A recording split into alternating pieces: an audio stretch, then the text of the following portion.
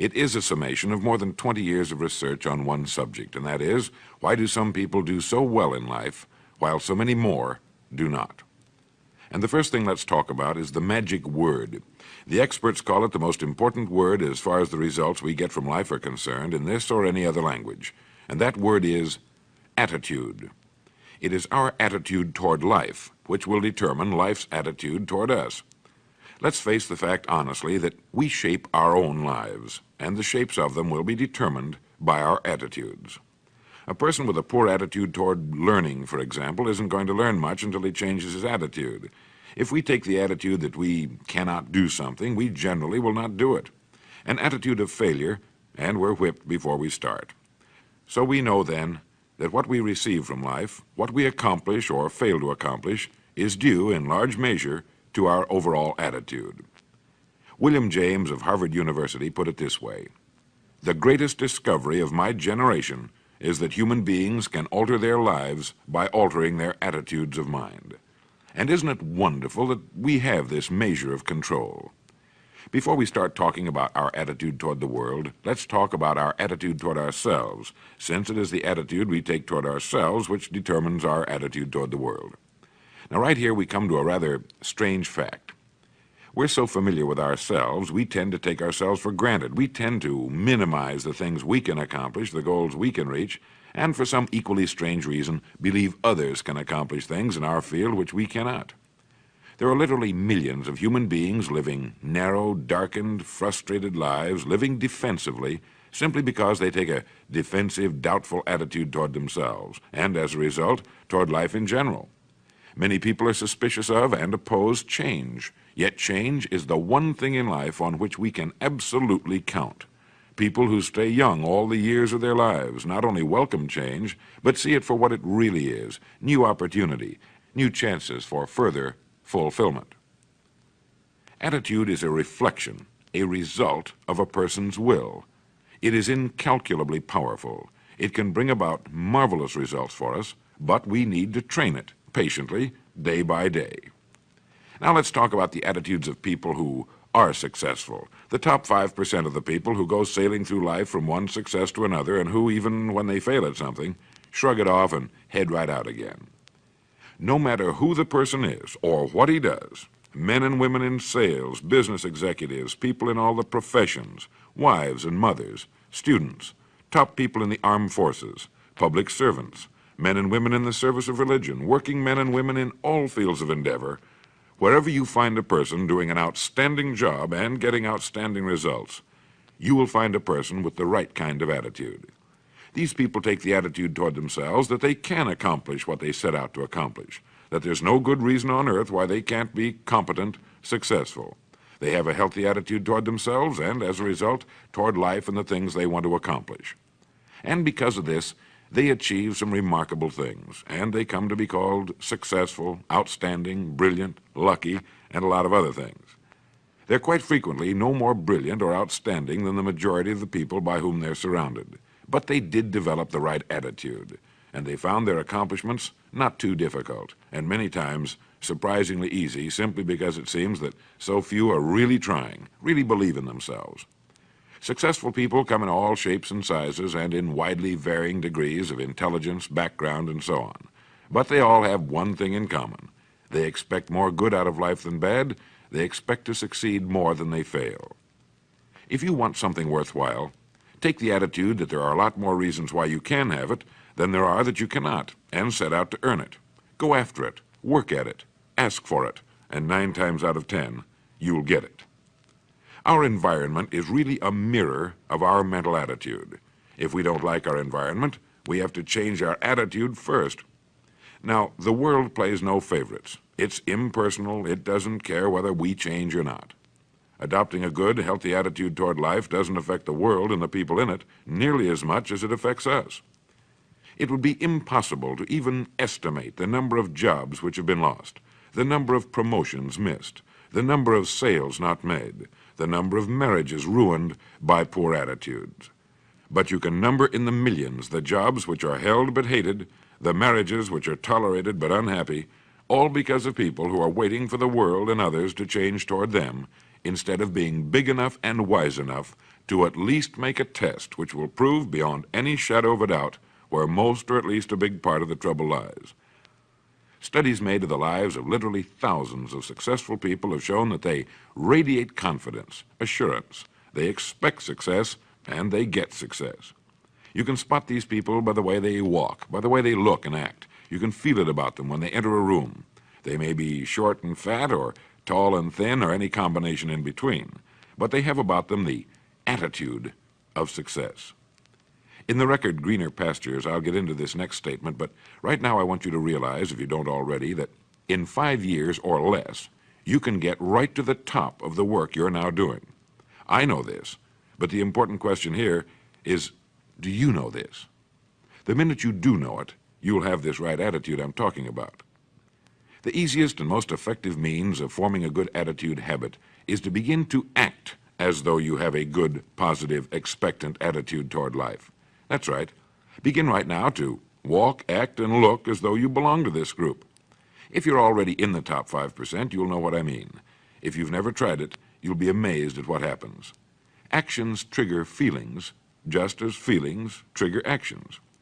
Now, let me tell you of a little test you can make which will prove beyond any shadow of a doubt that a good attitude can change a person's life as dramatically as walking from a darkened room into the bright, clear light of day. Not long ago, I read a line which went, "Life is dull only to dull people." This is true, but it also could have read, "Life is interesting only to interesting people," or "Life is successful only to successful people." Now, what I'm trying to say is that you must first become, mentally, from an attitude standpoint, that which you wish to achieve. A famous restaurateur was being interviewed by a reporter who asked, "When did you become successful?" He replied, "I was successful when I was sleeping on park benches, because I knew what I wanted to do and that I would do it." In short, his attitude had been one of success, of expecting success, long before the material, the tangible rewards of success had been earned. We'll get into this particular phase of Lead the Field in record number 3, A Worthy Destination. But for now, remember that a person must act, look, and because of these things, feel successful before the success he seeks can come. Chances are you know people who seem to be what others call lucky. All kinds of good and wonderful things seem to happen to them, and they give the impression of happily sailing through life, having a wonderful time, and getting more accomplished in a year than most people do in 5. This has been figured out fairly scientifically, and if anyone will conscientiously go about the test I'm going to recommend, and stay with it every day for the next 30 days without fail, that person can join this small, happy, and extremely productive group of people. He'll find himself becoming lucky, as they say, and most of his problems will pretty well take care of themselves. Of this you can be sure. The results will be nothing short of amazing. Now, it makes no difference how good a person's attitude has been in the past. Anything can be improved upon, and it's the small refinements upon something already good that makes it great. So here's the test. For the next 30 days, act toward the world, everything and everyone with whom you come in contact, with the attitude which represents the kind of results you want to achieve. That is, if the result you want is more success in what you're doing, act as though you are already in possession of the success you seek. If you want others to treat you with admiration and respect, treat others with admiration and respect first. Have you ever stopped to think of this? Every human being on earth is the most important human being on earth as far as he or she is concerned. You may never get anyone to admit it, but it's a fact. So for the next 30 days, treat every person with whom you come in contact as the most important person on earth, remembering as you do so that as far as that person is concerned, he is. Now, the reason I say treat everyone in this fashion is mainly because this is the way human beings ought to treat each other, and because it will help you form a habit that will bring you amazing and delightful results for the rest of your life. Have you ever noticed that the higher you go in any organization of value, the nicer the people seem to become? You see, the bigger the person, the easier it is to talk to him, to get along with him, to do business with him. Do you know why? It's because he's got a good attitude, and people with the best attitudes just naturally gravitate toward the top. So for 30 days, act toward others and the world at large in exactly the same manner you want the world and others to act toward you. Treat your wife or husband as the person he or she really is, the most important person in your life, and the same with the children. Carry out into the world each morning for 30 days the kind of attitude you would have if you were the most successful human being on earth. And notice how it quickly develops into an habitual attitude. When a person does this, he should realize he has already placed himself on the road to what he seeks. He is right now in the top 5% of the people in this or any other country. He has prepared the ground and planted the seed. He has made of himself a magnet, an embodiment of that which he seeks. Before metal can be cast into a desired shape, the mold, the expectant receptacle, must first be fashioned. Before a building can be erected, the excavation must be made and the foundation laid. And before a person can achieve the kind of life he wants, he must become that kind of individual. He must think, act, talk, walk, and conduct himself in all of his affairs as would the person he wishes to become. He is then actually that person, and the things that person would have and do will naturally come to him. Almost immediately, a change will be noticed. Irritations that used to frustrate and annoy disappear. When some less informed individual gives you a bad time, stay on the track. When someone cuts in front of you with his car or acts in any other manner that shows his ignorance and lack of courtesy, don't permit yourself to drop to his level. Pity him, for that's what he really deserves. That's the very group a person doesn't want to belong to, and if he acts like them, well, let's face it, he belongs with them. There's nothing in the world that men, women, and children want and need more than the feeling that they're important, that they're needed and respected. They will give their love, their affection, their respect, and their business to the person who fills this need.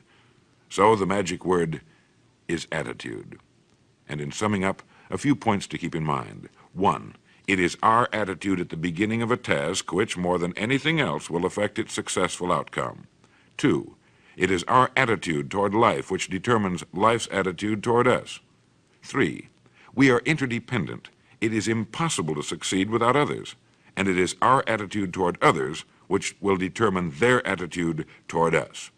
4, before a person can achieve the kind of life he wants, he must become that kind of individual. He must think, act, talk, walk, and conduct himself in all of his affairs as would the person he wishes to become. 5, the higher you go in any organization of value, the better will be the attitude you'll find. 6, your mind can hold only one thought at a time, and since there's nothing at all to be gained by being negative, be positive. 7, the deepest craving of human beings is to be needed, to feel important, to be appreciated. Give it to them, and they'll return it to you. 8, look for the best in new ideas. As someone said, I've never met a person I couldn't learn something from. 9, don't waste valuable time broadcasting personal problems. It probably won't help you. It cannot help others. 10, don't talk about your health unless it's good. 11, radiate the attitude of well-being, of confidence, of a person who knows where he's going. This will inspire those around you, and you'll find good things will begin happening to you.